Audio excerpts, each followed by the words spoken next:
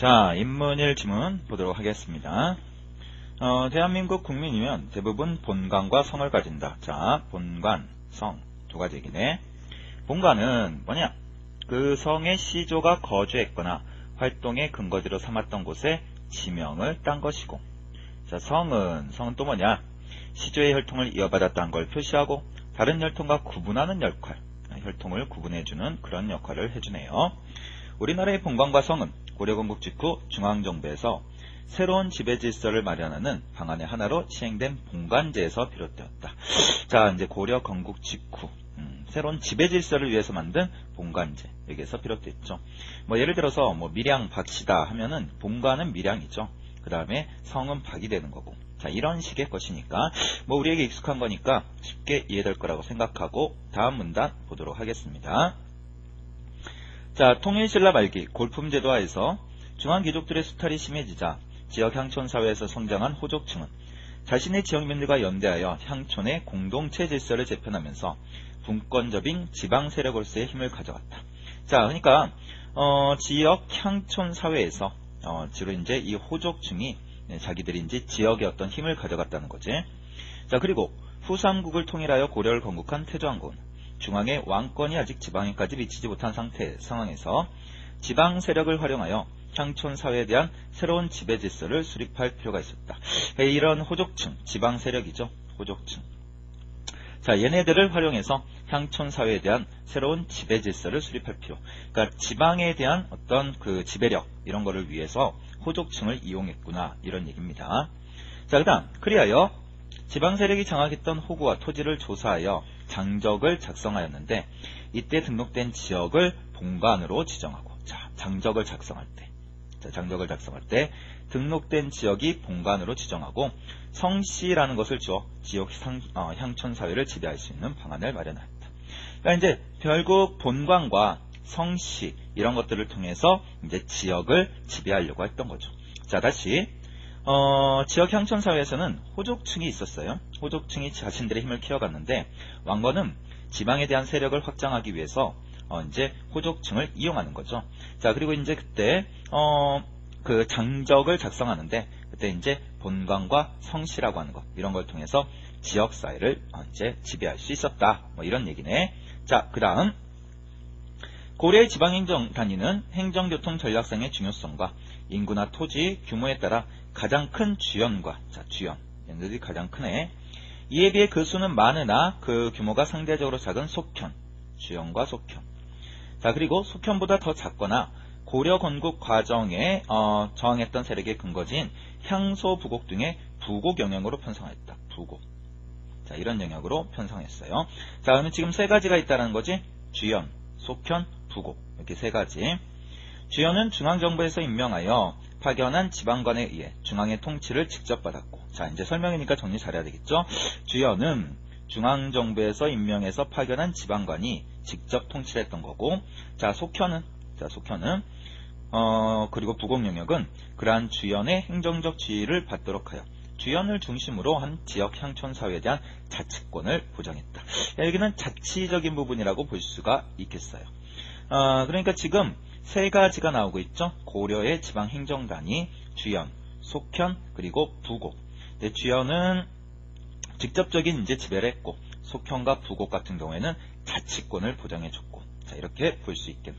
자, 종류 세 가지 이제 구분해서 봤어야 되고. 자, 그 다음 문단. 본관제에서는 본관의 격, 즉 본관이 주연인지 속현인지 부곡 영역인지에 따라 신분계층의 위상이나 부담해야 하는 세금 및 부역이 달랐다. 자, 어디에 있느냐에 따라서 신분계층, 계층의 어떤 위상, 그 다음에 세금, 이거 좀 잘못됐네. 그 다음 부역, 이런 것들이 이제 달라졌다. 특히 주연과 속현의 차이보다 속현과 부곡 영역의 차이가 더 두드러졌다. 자, 어디? 속현과 부곡 영역의 차이가 더 두드러졌다. 자, 이런 거 체크. 부곡 영역이 본관인 사람들은 국립교육기관인 국학에 입학하거나 과거에 응시할 수 없었으며, 자, 과거에도 갈 수 없고 학교도 못 가고 관직을 갖는데도 제한이 있었다. 또 이들이 주연이나 속현을 본관하는 사람과 혼인하여 낳는 자식들의 본관도 부곡 영역으로 귀속됐다. 자식들마저도 이제 이쪽으로 포함이 되는 거네. 자, 그와 같은 본관의 격에 따른 차별을 이용하여 부곡 영역을 본관으로 한 인물이 공을 세운 경우 포상의 일환으로 그의 본관을 주연이나 숙현으로 승격시키기도 하였고, 반대로 주연이나 숙현을 본관으로 한 인물이 반역을 한 경우 처벌의 일환으로 그의 본관을 부곡 영역으로 강등시키기도 하였다. 자, 그러니까 지금 여기에서는 부곡 부분에 대해서 좀 설명이 자세하게 나오고 있네요. 자, 부곡 같은 경우에는 어떤 제약이 있었느냐. 자, 쭉 지금 나열하고 있죠.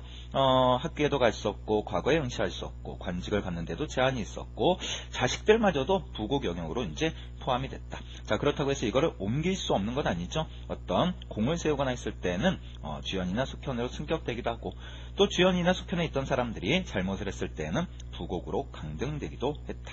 자, 이런 정도네요. 자, 됐어요?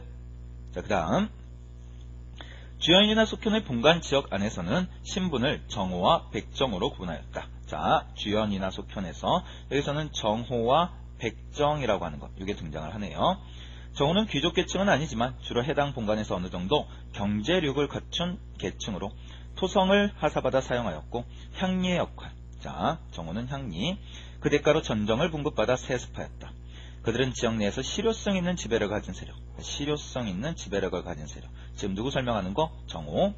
특히 주연의 정호는 중앙정부에서 보낸 지방관을 보좌하면서 행정실무를 맡고 경우에 따라서는 재판권까지, 자, 행정에 대한 실무, 그 다음에 재판권, 이런 것까지 행사하기도 했으며, 그들 중 상층부 일부에게는 중앙관료로 진출할 수 있는 길도 열려 있었다. 중앙관료로 진출할 수도 있었다.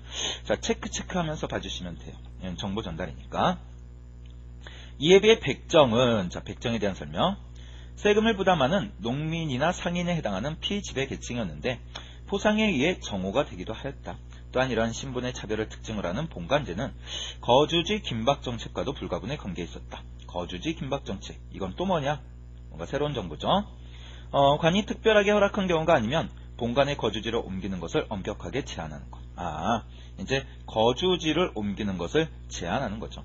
이에 따라 중앙에 진출한 주연의 정호가 특정한 죄를 범하여 귀향령을 받은 경우에도 자신의 본관 지역으로 돌려보내 유배시켰다. 이제 왜냐면 그 본관 지역을 뭐 할 수 없으니까, 벗어날 수 없으니까. 이게 바로 거주지 긴박정책. 자, 다시 보시죠. 여기서는 정호와 백정에 대한 얘기죠. 정호는 경제를 갖춘 계층, 향리, 뭐 조선시대 뭐 이방이나 뭐 이런 거라고 볼 수 있겠죠. 그 다음에 실효성 있는 지배력을 가진 세력, 보좌하는 역할, 행정 실무, 재판권, 그 다음에 중앙 관료로 진출할 수도 있었다. 내용 정리. 자, 이에 비해 백정은 이제 주로 농민 상인 계층이죠. 그래서 이제 세금을 부담하는 계층. 자, 그 다음에 거주지 긴박 정책이라고 하는 정보도 있어요. 거주지로 옮기는 게 제한되는 것. 자, 이런 정도 내용. 한편 주연에 파견된 지방관으로는 지방 구석구석의 중앙정부의 통치력이 미칠 수 없었는데, 정호가 담당한 향리에 의해 주연이 아닌 곳에 대한 실질적 지배와 자치가 이루어졌다. 그러니까 이제 결국 누가 이제 이거를 보좌해줬냐? 정호라고 하는 향리, 이런 사람들이 지방을 지배할 수 있는 그런 이제 힘을 줬다는 거죠. 그리고 중앙정부에서 임명한 사심관이 향촌 사회에 거주하는 백성들의 의견을 수리하여, 자, 사심관 제도에 대한 설명이야. 이거 정리해야 돼요. 사심관이 향촌 사회에 거주하는 백성들의 의견을 수렴했다. 여론을 수렴하는 거죠. 중앙정부에 전달하거나 본관에 토착해 있는 지배층과 중앙에서 파견한 지방간의 갈등을 빚을 경우 조정하는 역할. 그러니까 의견 수렴. 자, 그 다음에 얘네들을 조정하는 역할. 이런 이제 사심관 제도도 있었다. 자, 이거는 어렵지는 않은데 이런저런 정보들이 좀 많이 있으니까 그 정보들을 좀 잘 체크하면서 보면 됩니다. 건국 초기를 지나 12세기에 접어들어 고려는 왕권 강화와 지배체제 정비에 필요한 재정 수요가 들면서 백성들에게 더 많은 세금과 부역, 이런 것들이 요구됐죠. 그러한 부담이 속현이나 부고 경영에 더욱 가중될 수밖에 없는 체제에서 그곳의 신분이 낮은 사람들이 본관을 버리고 주연으로 가거나 떠돌아다니는 경우가 급격하게 늘게 되어 본관제를 통한 지배 방식은 해체되기 시작했다. 자, 세금과 부역이 느니까 자신들이 살던 곳을 떠나버리는 거지. 하지만 본관제는 이후에 노비를 제외한 일반 양인들이 오늘날과 같이 성씨와 본관을 가질 수 있는 중요한 계기가 됐다. 의 같은 거죠. 우리 이제 모든 사람들, 우리나라 사람들 모든 사람들에게는 성씨와 본관이라는 게 있죠. 그래서 성씨와 본관을 가질 수 있는 계기도 될 수 있다. 자, 본관제에 대한 글이었어요. 그래서 본관제에 대한 글인데 본관이 뭐고 성이 뭔지 기본 개념 잡아주고, 자, 이런 것들이 이제 왜 나오게 되었느냐? 고려에서 지방 세력을 이제 장악할 수가 없다 보니까 이런 본관제를 통해 가지고 지방 세력을 장악하기 위해서 나왔던 거죠. 다음에 고려의 지방 행정단위, 쥐연, 속현, 부곡 이렇게 이제 세 가지가 나왔고요. 각각의 차이점. 자, 그 다음에 이제 어떤 그 부곡이 갖고 있는 한계. 그러니까 문제라고 볼 수 있겠죠. 예, 그런 부분들이 설명되고 있고, 자, 그다음에 이제 거기에서 정호와 백정이라고 하는 계층의 차이점 이런 것들 확인해 주시면 되겠고, 자, 그다음에 이제 사신관제도라는 게 등장했죠. 사신관제도는 중앙에 있는 이런 이제 지배계층, 그다음에 중앙에서 파견한 지방관과 그다음에 지방 지배층 얘네들 간의 갈등 이런 것도 조정해주고 백성들의 의견, 여론 수렴도 하는 그런 존재구나 이렇게 보시면 되겠어요. 그러나 이런 본관제가 나중에 가서는 지나친 세금과 부역으로 인해서 어떻게 됐다? 사람들이 이제 점점 떠남으로써 본관제가 조금 해체되는 그런 부분들도 있었지만 현재 우리에게 이제 성씨와 본관이라는 걸 갖게 해줬다는 점에서 의의가 있다. 이렇게 정리하시면 되겠습니다.